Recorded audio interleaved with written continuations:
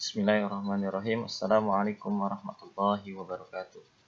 Innal hamdalillah nahmaduhu wa nasta'inuhu wa nastaghfiruh wa na'udzu billahi min shururi anfusina wa min sayyiati a'malina. May yahdihillahu fala mudilla lahu wa may yudlil fala hadiya lahu. Asyhadu an la ilaha illallah wahdahu la syarika lahu wa asyhadu anna Muhammadan abduhu wa rasuluh la nabiyya ba'da. Allahumma shalli ala Muhammad wa ala alihi wa ashabihi wa man tabi'ahum bi ihsanin ila yaumiddin. Amma ba'd. Puji syukur pada Allah Subhanahu wa taala yang telah memberikan banyak nikmat pada kita semua, nikmat iman Islam, juga kesempatan untuk menuntut ilmu. Salawat serta salam semoga tetap tercurah limpahkan kepada junjungan kita, suri tauladan kita, Nabi Muhammad sallallahu alaihi wasallam. Para peserta kuliah dasar ekonomi Islam yang insyaallah dirahmati Allah Subhanahu wa taala. Kita akan lanjutkan pembahasan topik perkuliahan kita yang saat ini sampai pada tema atau pembahasan tentang konsep uang dan mata uang. Konsep uang dan mata uang ini merupakan kelanjutan dari pembahasan ekonomi moneter ya. Tapi nanti kita lihat dalam skema perkuliahan ekonomi biasanya seperti itu. Tapi nanti kita lihat ternyata ada beberapa kejanggalan atau ada miskonsepsi yang terjadi di banyak tempat ya. Demikian juga saya melihat ada beberapa dari hasil kajian, ada beberapa cendekiawan atau di banyak buku yang saya baca ada ketidakpahaman terhadap alur atau sistematika dari pemikiran ekonomi. Uang kalau kita tanyakan kepada masyarakat pada umumnya atau pada diri kita sendiri, kalau kita ditanya apa itu uang, ya, tentu kita biasa menjawab uang itu adalah alat tukar ya untuk membeli sesuatu. Ya. Yang dalam hal ini kita biasa menggunakan mata uang rupiah sebagai alat tukar untuk berlanja, kebutuhan sehari-hari dan lain sebagainya. Tapi sebetulnya sejarah uang yang kita kenal sekarang itu belum, kira-kira baru 1 abad lah, atau belum sampai 1 abad digunakan oleh masyarakat. Uang yang sekarang atau yang kita kenal dengan uang kertas saat ini sebetulnya sudah mulai beralih dari uang kertas ke e-money ya, atau uang digital, dengan perubahan yang juga seolah tanpa ada gejolak ya, tanpa ada sesuatu yang besar, seolah alamiah saja, yang padahal perubahan ini dibuat by design, artinya direncanakan, dirancang dan dengan usaha yang serius dan sistematis. Sebagai masyarakat kita hanya menggunakan saja seolah-olah.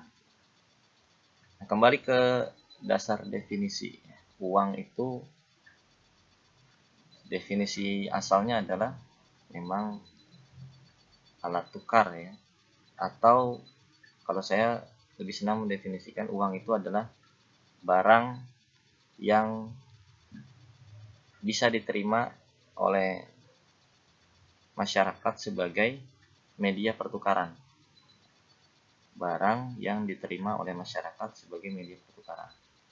Kenapa seperti itu? Karena uang itu memang asalnya tidak ada ya, kecuali dia itu lahir dari aktivitas pertukaran yang ada di tengah-tengah masyarakat. Artinya gini, masyarakat pertama itu melakukan pertukaran ya untuk memenuhi kebutuhannya yang dikenal dengan sistem barter itu, antara barang dengan barang. Tentu saja pertukaran itu adalah antara barang atau yang disebut komoditas dengan komoditas yang lain. Barang yang dipertukarkan, itu maksudnya komoditas, barang yang dipertukarkan. Jadi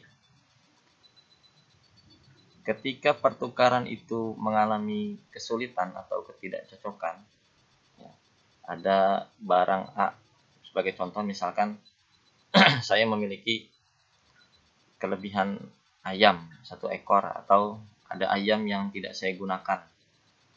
Kemudian saya ingin mencari beras. Ya, saya membutuhkan beras, saya ingin bertukar ayam dengan beras. Kalau bertemu langsung dengan pemilik beras yang menginginkan ayam, kita bisa langsung melakukan pertukaran atau langsung terjadi pertukaran. Tapi jika yang terjadi pemilik beras itu tidak menginginkan ayam, ya, tidak menginginkan ayam, atau juga sudah memiliki ayam dan tidak butuh tambahan ayam. Pemilik beras menginginkan bawang atau butuh kepada bawang, dan dia meminta bawang untuk dipertukarkan dengan beras, sementara saya hanya memiliki ayam, tidak memiliki beras. Maka kita butuh orang ketiga, ya, pemilik bawang yang juga memiliki kebutuhan terhadap barang-barang yang ada, ya, ayam dan beras. Dalam hal ini harus terjadi matching, ya, harus bertemu, ya, kebutuhan-kebutuhan ini. Kalau tidak bertemu maka akan sulit, tidak mungkin terjadi pertukaran, kecuali adanya kesepakatan untuk bertemu di satu tempat, ya, yang nantinya akan disebut pasar, ya. Kemudian semua barang kebutuhan yang berlebih itu diserahkan dengan mengambil kebutuhan yang diinginkan, yang diserahkan kepada satu tempat atau satu pihak. Dan ini sangat sulit terjadi atau sangat menyulitkan. Maka lambat laun secara fitrah manusia membutuhkan satu barang yang disepakati bersama. Tentunya munculnya kesepakatan itu sama rumitnya dengan kesepakatan untuk bertukar di antara sesama barang tadi.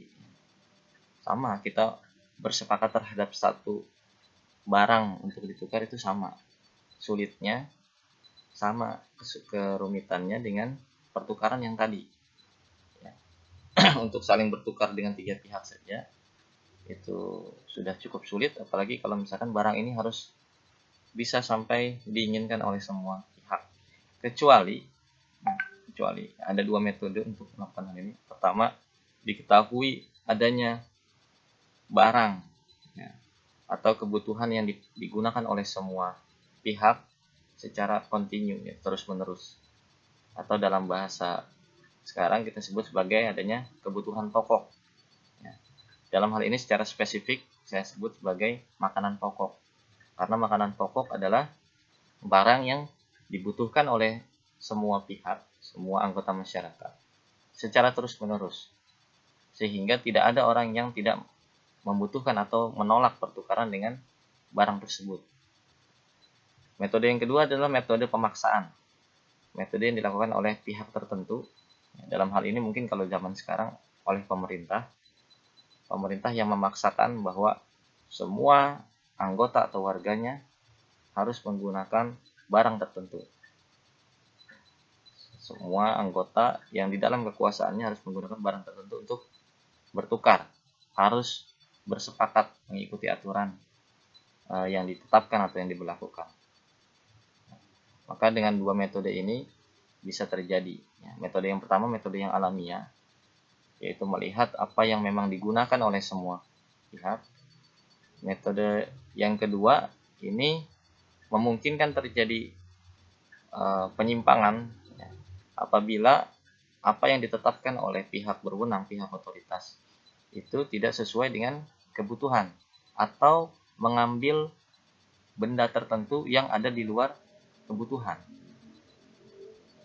Misalkan sebagai contoh apa yang sudah terjadi, misalkan pemerintah bukan menetapkan makanan pokok sebagai alat tukar, salah satu makanan pokok misalkan. Di Indonesia ini makanan pokok yang paling banyak digunakan atau hampir digunakan oleh seluruh anggota masyarakat Indonesia adalah beras misalkan. Atau seluruh masyarakat membutuhkan garam atau bawang dan lain sebagainya, ya, sembako. Nah, tapi ternyata pemerintah memutuskan mencetak uang di atas kertas, ya, benda yang tidak dibutuhkan oleh masyarakat manapun. Nah, di sini nanti muncul problem lain yang mungkin tidak akan tuntas kita bahas pada kesempatan kali ini. Tapi yang jelas ketika benda yang ditetapkan sebagai uang untuk disepakati itu keluar dari konsep kebutuhan bersama, atau benda ini diadakan dari luar, maka nanti akan ada banyak problem. Paling tidak bisa kita lihat bahwa sebetulnya benda ini lahir dari mana dan bagaimana proses bertukar pertama kali. Siapa yang pertama kali memiliki benda ini, ya, secara nilai. Ya, kalau tadi beras, tentu ada pemilik beras pertama, ya, yang memang dia menanam padi, kemudian berasnya dia miliki, kemudian bertukar dengan kebutuhan lainnya. Ya, artinya sama-sama memiliki nilai barangnya. Tapi kalau misalkan tiba-tiba ada kertas yang dicetak, kemudian kertas ini tidak dimiliki oleh masyarakat, atau katakanlah kertas ini hanya dimiliki pemerintah yang memiliki, kemudian pemerintah harus bertukar, melakukan penukaran terhadap barang, yang akhirnya masyarakat harus menerima benda tersebut meskipun tidak dibutuhkan. Ya, kurang lebih ilustrasinya seperti itu. Insya Allah mudah-mudahan bisa diperdalam pada kesempatan yang akan datang. Oleh karenanya, tidak setiap benda itu layak atau bisa dijadikan sebagai uang. Ya. Dalam ilmu ekonomi makro, ya, dasar, itu dikatakan syarat-syarat sebuah benda itu bisa menjadi uang. Ya. Komoditas apa sih yang bisa dijadikan sebagai media pertukaran? Yang pertama, syaratnya adalah memiliki nilai. Syarat ini sebetulnya tinjauannya maksudnya gini. Syarat yang pertama disebut dalam buku ekonomi makro itu adalah stability of value. Mohon maaf, saya anulir. Ini nanti syarat yang paling terakhir karena memang butuh penjelasan lebih. Syarat yang pertama adalah, saya ulangi, yang pertama syaratnya adalah acceptability atau keberterimaan, ya, atau diterima oleh semua kalangan. Benda atau barang atau komoditas yang bisa menjadi uang itu harus memiliki syarat diterima oleh semua anggota pengguna uang tersebut, ya. Disebut sebagai syarat acceptability. Karena kalau tidak diterima, ya tidak mungkin terjadi pertukaran dan akan tertolak secara otomatis. Yang kedua adalah syarat durability. Artinya benda tersebut memiliki masa waktu, ya, punya durasi, punya jangka waktu atau batas keawetan, ya. Dia tidak mudah hancur. Artinya benda yang tidak memiliki durasi yang jelas, yang tidak bisa diukur atau bisa tiba-tiba hilang, maka tidak mungkin bisa menjadi alat tukar. Sebagai contoh misalkan es, ya, pada waktu yang terlalu cepat dia bisa mencair atau menguap, ya. Atau misalkan ayam tadi, ya, makhluk hidup yang main pertukaran, tapi ternyata dia bisa sakit dan mati secara tiba-tiba, ya, dalam hitungan mungkin 1 hari atau 2 hari sudah tidak berlaku lagi, artinya dia akan kehilangan nilai, ya. Sebelum digunakan dia telah hilang. Nah, barang yang bisa menjadi uang adalah yang memiliki durasi yang cukup, ya, kekekalan keawetan yang cukup, yang membuat dia tidak punah atau bisa dipertukarkan, bisa dipertukarkan dalam waktu tertentu, dia tidak hilang nilainya. Syarat yang kedua adalah syarat durability atau memiliki durasi. Yang ketiga adalah syarat portability, ya. Syarat bahwa benda tersebut portable, ya, bisa dipindah-pindah. Karena memang media pertukaran, ya, harus berpindah dari satu tangan ke tangan yang lain. Dia harus berpindah, harus bisa dipindah. Misalkan gini, semua orang membutuhkan tanah atau menerima tanah. Tanah itu punya durasi yang cukup kekal, yang tidak punah. Tapi tanah itu tidak punya sifat portability, tidak mungkin dipindah-pindah. Artinya ketika mau bertukar, dia sulit, ya. sulit untuk dilakukan pertukaran atau dipindah-pindah. Rumah juga semua orang butuh, tapi semua orang mungkin menerima, tapi untuk bertukar maka menjadi kesulitan untuk dilakukan pertukaran. Oleh karenanya, maka yang bisa adalah benda-benda yang mudah untuk berpindah-pindah. Ya. Kalau dia tidak bisa pindah, maka tidak bisa. Syarat yang berikutnya, yang keempat, ya, tadi yang ketiga adalah portability, yang keempat adalah divisibility, atau benda ini atau barang ini bisa dengan mudah dibagi-bagi, ya, bisa dipotek, bisa dibelah dengan ukuran yang mudah untuk dipahami atau diketahui oleh masyarakat. Artinya dia bisa dibagi-bagi. Kalau tidak bisa dibagi-bagi atau tidak memiliki satuan yang jelas, ya, maka dia akan sulit. Ya, misalkan kita pengen menghitung berapa ini biayanya satu keping, setengah keping, seperempat, ya, atau dengan berat tertentu satu satuan berat, setengah satuan berat, seperempat satuan berat, ya, dengan satuan panjang misalkan satu ukuran tertentu atau setengahnya atau yang lainnya. Maka divisibility ini juga penting karena dia akan menjadi nilai satuan. Salah satu fungsi yang penting dari uang adalah, ya, selain sebagai alat tukar, dia juga sebagai satuan hitung. Ya. Maka dia butuh dirinya agar bisa terhitung. Ya. Ada sebagian pihak yang menyatakan bahwa minyak bumi bisa menjadi uang, ya, karena ada satuan liternya dihitung dan masih bisa dipindah-pindah, ya, bisa, tapi secara kebutuhan dia masih butuh diproses lagi, butuh diolah lagi. Wallahu alam, tapi yang jelas syarat-syarat ini adalah syarat sebuah benda bisa menjadi uang, ya. Yang pertama tadi diterima atau acceptability, yang kedua adalah durability, memiliki masa waktu tertentu, kemudian portability, bisa dipindah-pindah, dan divisibility, bisa dibagi-bagi, ya, memiliki satuan tertentu. Nah, yang terakhir ini adalah yang disebut sebagai syarat stability of value, punya kestabilan nilai. Stability of value, maksudnya di sini punya kestabilan nilai karena dia ya untuk apa? Untuk yang disebut sebagai hukum permintaan dan penawaran, jumlahnya itu cukup, ya, tidak tiba-tiba memiliki kelangkaan sehingga orang susah untuk mengakses benda tersebut, ya.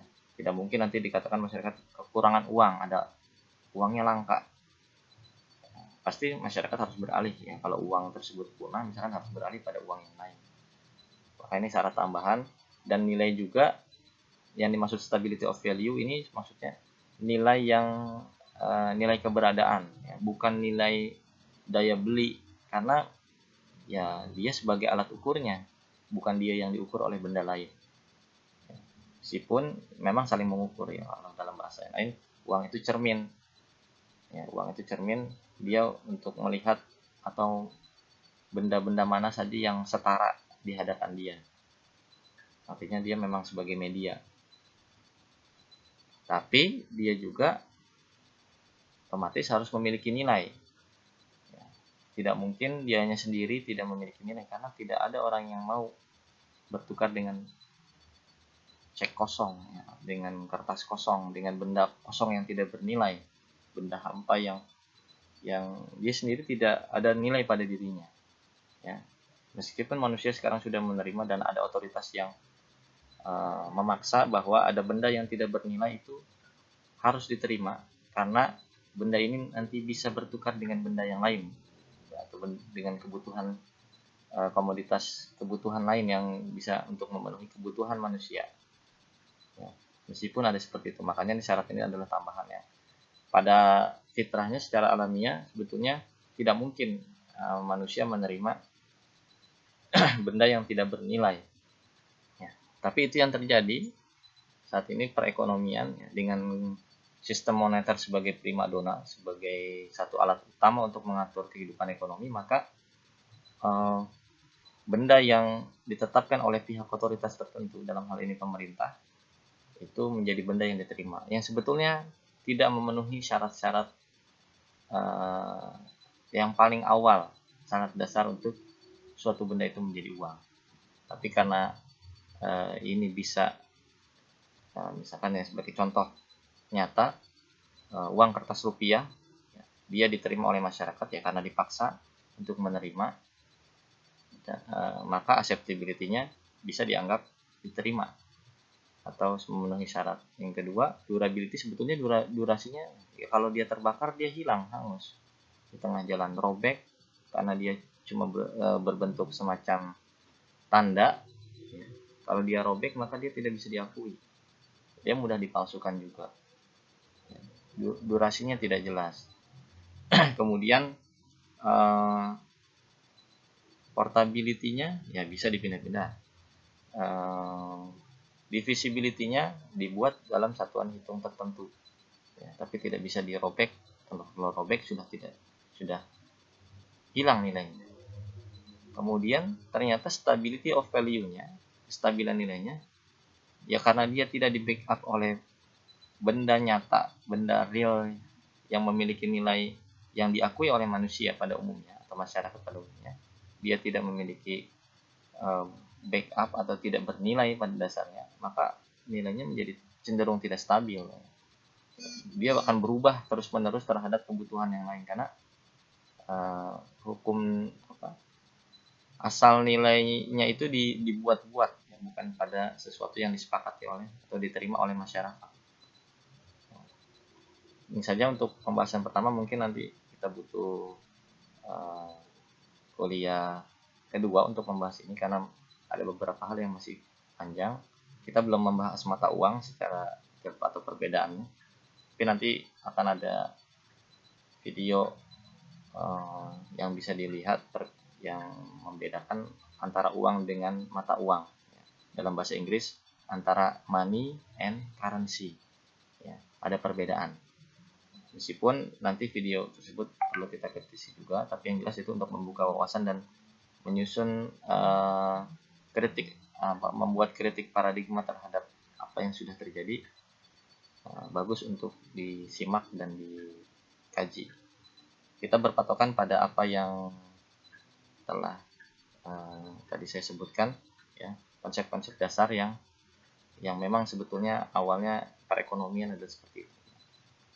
Demikian saya cukupkan untuk kuliah kali ini.